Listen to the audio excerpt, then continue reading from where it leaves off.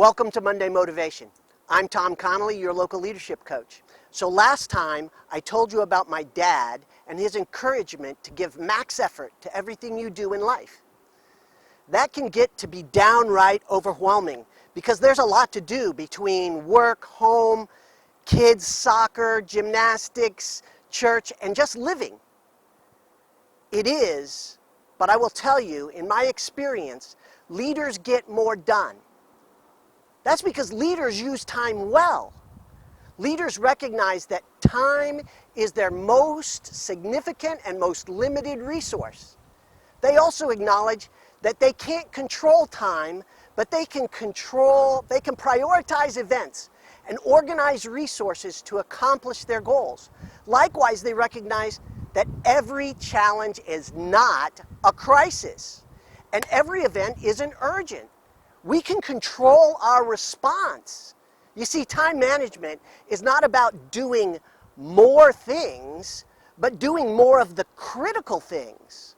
My definition of time management is prioritizing and ordering events to utilize the time available in the best pursuit of my goals. So leaders get more done by doing what's important. First, by prioritizing and organizing.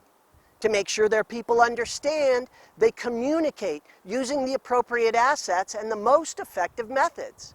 Now, having the World Wide Web in your pocket with email and text and phones can be a great tool, but it can also distract you from what's important. You can spend the whole day just managing your device and accomplishing very little, and much less of what's important. And your people are taking their clues from you, to include your kids. So, more so, over-reliance on your devices limits your critical thinking skills and the context provided by that right side of your brain. So figure out what's important. Do that first. Organize the resources you need and communicate the plan to your team, whether that's your family or your people, your team at work.